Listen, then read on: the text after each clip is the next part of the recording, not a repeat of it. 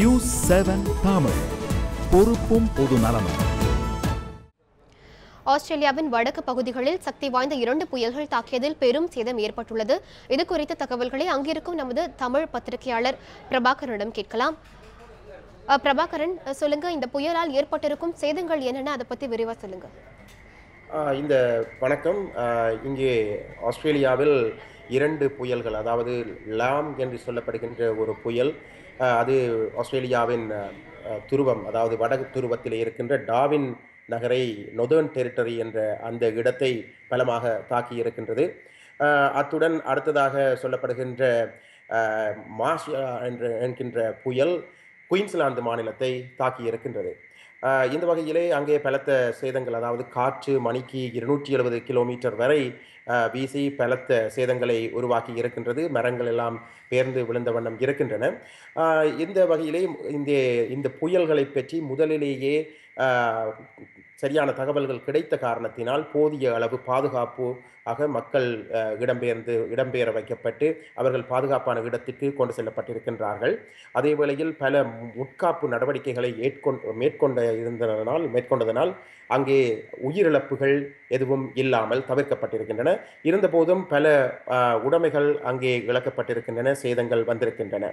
இந்த வகையிலே, அதாவது குயின்ஸ்லாந்து மாநிலத்திலும் ஒரு புயலும், ஆஸ்திரேலியாவின் வடக்கே நொதர்ன் டெரிட்டரி எனப்படுகின்ற இன்னொரு மாநிலத்திலே பலத்த சேதங்களும் ஏற்பட்டிருக்கின்றன.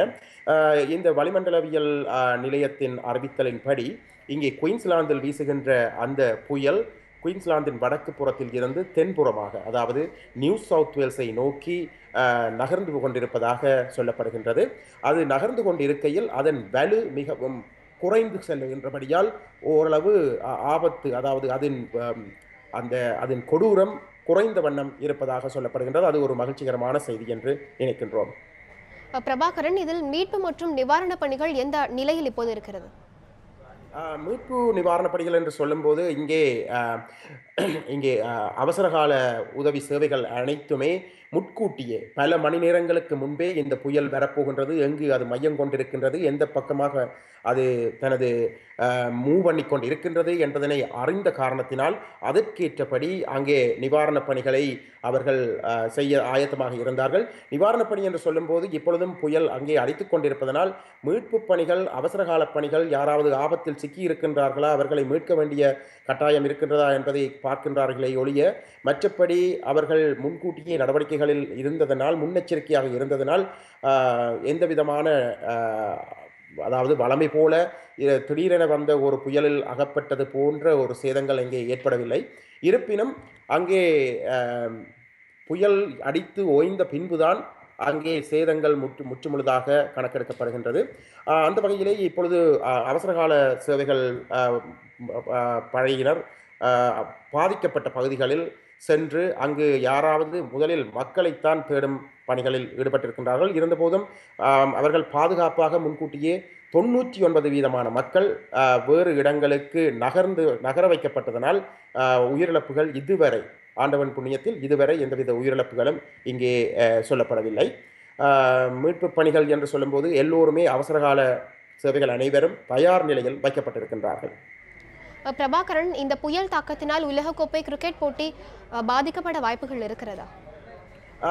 இப்பொழுது அந்த போட்டி நீங்கள் கேட்கின்ற அந்த ஆஸ்திரேலியாவுக்கும் பங்களாதேஷுக்கும் இடையிலான போட்டி குயின்ஸ்லாந்து மாநிலத்தின் பிரிஸ்பேர்ன் நகரில் வக்கா மைதானத்தில் நடைபெற இருக்கின்றது வார ஞாயிற்றுக்கிழமை. ஆனால் அந்த போட்டி நடைபெறுகின்ற இடம் பிரிஸ்பேர்ன் சிட்டி, அதாவது நகர்ப்பகுதி.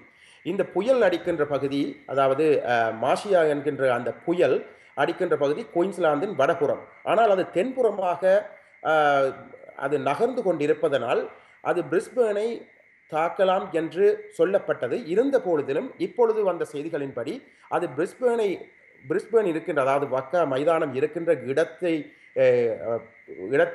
இடத்திற்கு மேலாக நகராமல் சற்று தென் கிழக்கு நோக்கிய பகுதியாக நகர்ந்து தெற்கு புறமாக, அதாவது நியூ சவுத் வேல்ஸ் மாநிலத்தை நோக்கி நகரப்போகின்றது.